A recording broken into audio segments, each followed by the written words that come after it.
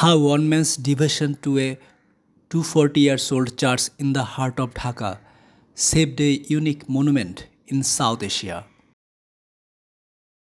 In April, as the coronavirus pandemic dominated the world's headlines, Michael Martin, famous for being the last of the centuries old Armenian community living in Bangladesh, passed away not long before his 90th birthday. His death led many to wonder what would happen to the most prominent remainder of Armenian heritage in Bangladesh, the historic church he dedicated much of his life to. Armenians first settled in Dhaka in the early 1700s. Many of the settlers had been subjects of the Persian Empire, so were able to assimilate to life under the Persian-speaking Mughal rulers of the region.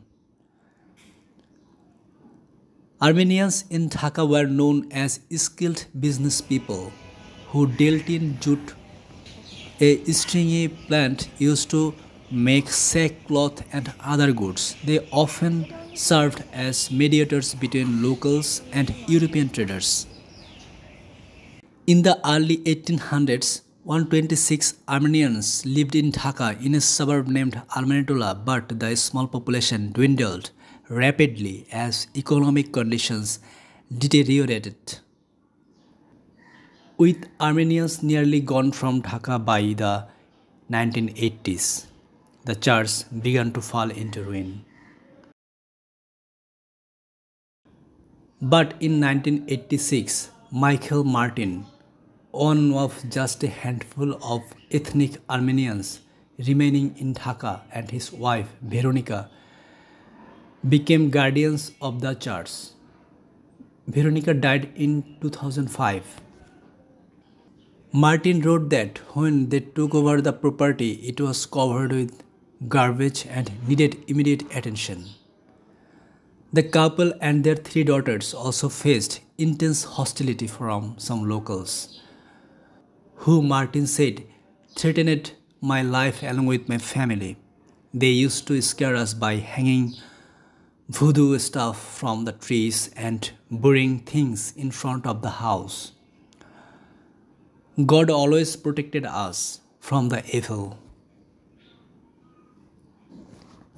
After decades spent repairing and guarding the church, on at least one occasion, the threatening to use the rifle he kept in his residence, Michael Martin suffered a stroke in 2014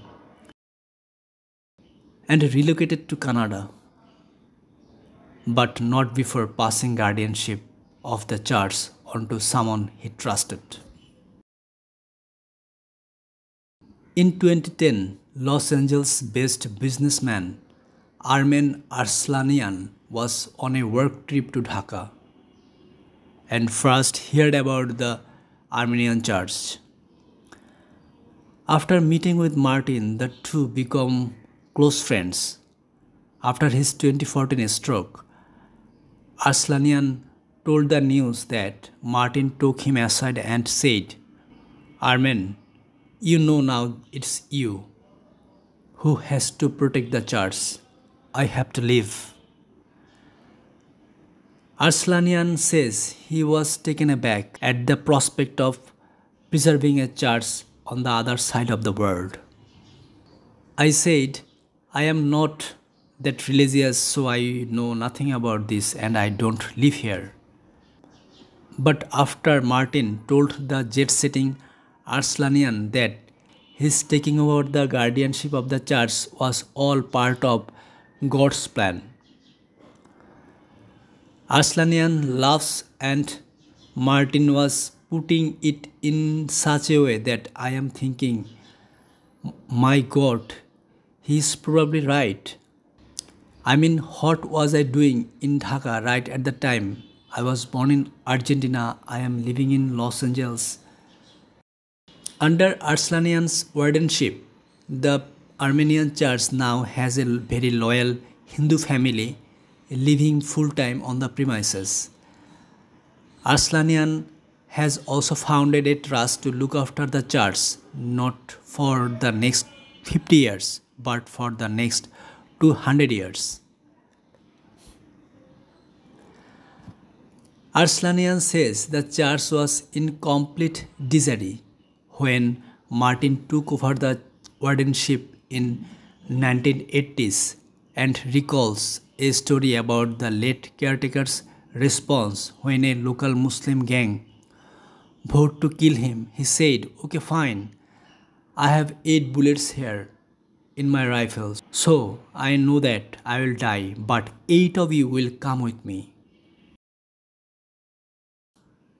A post on a website of the Armenian church said after Martin's death, Mr. Martin was instrumental in maintaining the survival of the Armenian church in Dhaka. Without the many personal sacrifices and complete devotion to the church, the premises and the history of the Armenians in Dhaka would not have survived today.